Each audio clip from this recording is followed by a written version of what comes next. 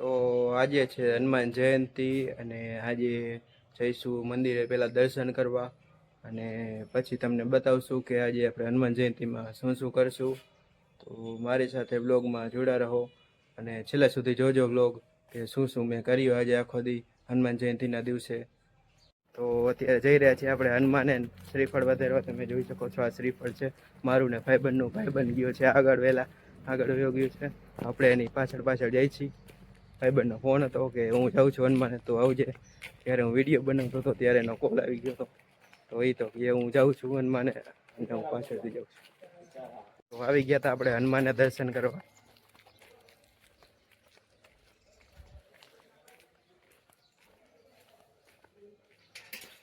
ભાઈબંધ પોગી ગયો અને આપણે પોગી ગયા એટલે. તો આપણે નીકળી ગયા હતા હનુમાનથી દર્શન કરીને.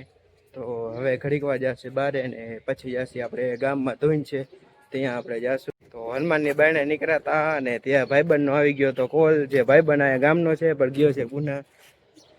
હાઈ કરી દે ભાઈબંધ. તો તને વ્લોગમાં લઈશો ભાઈબંધ. હવે ફેમસ કરી દઉં તને થોડો. ના ફેમસ કરી દઉં તને થોડો. તો ભાઈબંધને વિડીયો કોલ ચાલુ છે ને આપણે હનુમાનથી આવી ગયા છીએ. તો હવે જઈશું થોડીક વાર બારે અને બારે બેસીને જાશું. ગામમાં છે શ્રીરામ જયરામ જય જય રામની ધૂન. સવારના 6 થી સાંજના 6 વાગ્યા સુધી ધૂન ચાલે છે. તો હવે થોડીક વાર પછી અહીંયા જ જશું. તો એને શ્રીફળ વધારીને આપણે અત્યારે જઈ રહ્યા છીએ ઘરે થોડીક વાર ફ્રેશ થઈને ડાયરેક્ટ જાશું આપણે પાછળ બેસવા અને પાછળ બેસીને જાશું આપણે હનુમાન મંદિરે. તો આવી ગયા હતા અત્યારે ભાઈબંધ સાથે બારે અને હવે બેસીશું બારે અને બારે બેસીને જાશું. બપોરે જમીને જાશું આપણે ધૂનમાં. તો આગળનો વ્લોગ તમને બતાવું ધૂનમાં ડાયરેક્ટ.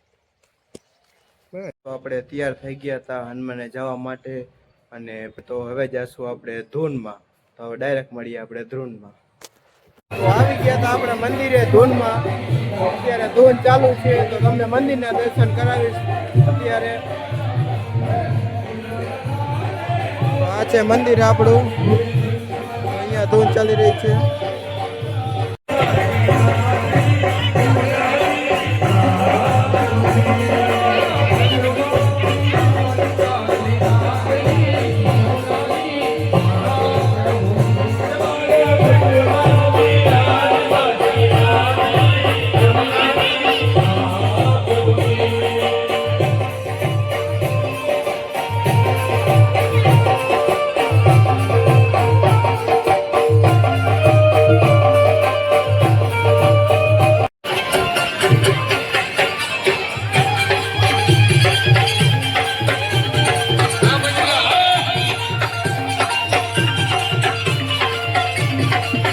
જઈ રહ્યા છીએ અમે ભાઈબંધ મારી વાડીએ.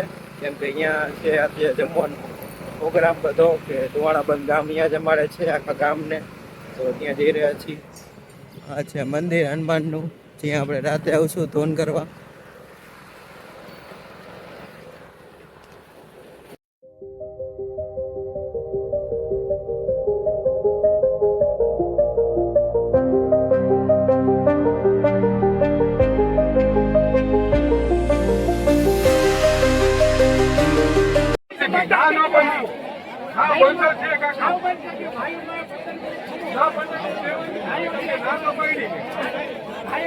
હા બંધ કરજો હતા.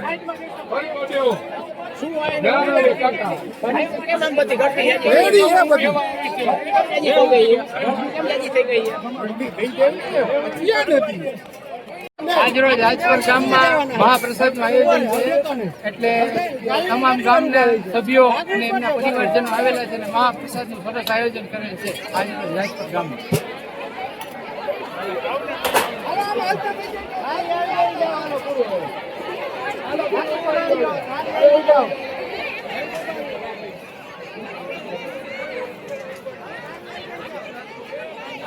આવી ગયા છીએ મહાપ્રસાદમાં. તો હનુમાન જયંતિ નો હતો મહાપ્રસાદ. તો આપણે બધાને પૂછતું કે કેવી રીતે મહાપ્રસાદ. હનુમાન જયંતિ નિમિત્તે રાજપર ગામમાં સમગ્ર ગ્રામજનો માટે મહાપ્રસાદનું આયોજન કરેલ છે તથા રાજપર પરિવાર એપ લોન્ચ કરેલ છે આજે. તેમાં બધાના નંબર અને કોન્ટેક્ટ તમને મળી જશે.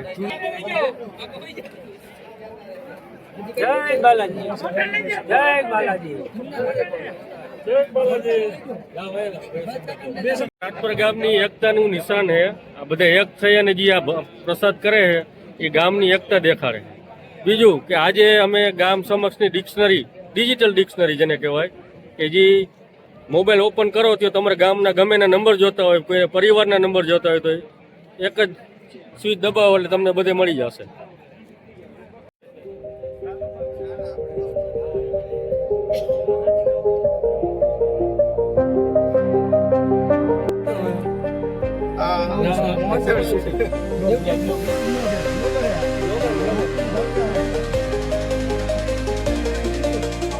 અહીંયાથી શું થઈ રહ્યું છે? અહીંયા બધો સપ્લાય નો સામાન રહ્યો છે. જો આ દાળ છે, કુંબર છે, પછી આમાં મીઠાઈ ને બધું છે, વલીદો છે, દાળ ભાત છે.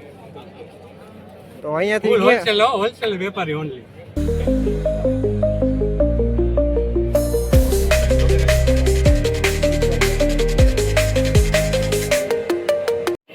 અહીંયા પૂરી બને છે, આગળ ભજીયાનો બને છે, આ કાઉન્ટર બે બાજુ ચાલુ છે. માણસોનું કાફી વધારે છે. જય શ્રી રામ. આજે રાજપર ગામમાં હનુમાન જયંતિ નિમિત્તે મહાપ્રસાદનું આયોજન કર્યું છે. મહાપ્રસાદની થોડી વિગત આપી દઉં. મહાપ્રસાદ એટલે આપણે પહેલા કહેતા ગઈ જાઓ કે ધુવાણાબંધ ગામ, એટલે આજે સમસ્ત રાજપર ગામ ધુવાણાબંધ પ્રસાદ લેશે એવું એક સરસ મજાનું આયોજન કર્યું છે. અને આ દર વર્ષે અમે સમસ્ત રાજપર ગામ વતી આવું અમે આયોજન કરી છીએ. હનુમાનજીની જન્મ જયંતિ નિમિત્તે સવારથી સાંજ સુધી રામધૂન હોય છે. ત્યાં સમસ્ત ગામજનો આવે છે અને રામધૂન કરે છે કે સાંજે મહાપ્રસાદનું આયોજન કરી છે. કેટલાક જણા હોય છે? અંદાજિત રાજપર સમસ્ત ગામ 3500ની સંખ્યામાં અમે મહાપ્રસાદ લઈ છીએ. ને સમસ્ત રાજપર ગામના 12 ગામ રહેતા બેન દીકરીઓને પણ અમે આમંત્રણ આપીને બોલાવીએ છીએ.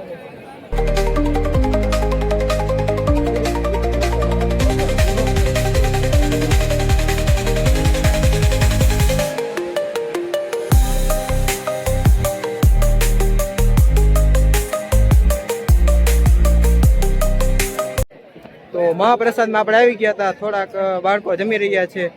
તો તમને બધાને મહાપ્રસાદમાં કઈક મજા આવી? તમને બધાને શું થઈ રહ્યું છે? આ ભજીયા ને પૂરીઓની કટોકટી ચાલી રહી, કારણ કે માણસો ચોકમાં કેવું છે? નથી થઈ રહ્યું. નથી થઈ રહ્યો. આલી બાજુ બાયુનું છે એટલા માટે નથી થઈ રહ્યો.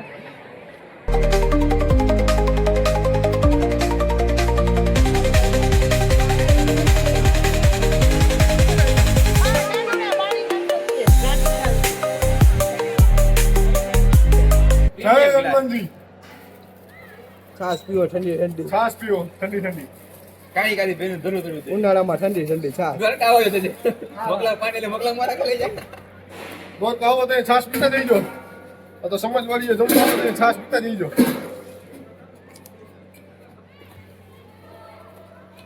હા જોઈને ભરાય જોઈને. કાળી કાળી ભેની ઠંડી ઠંડી છાશ.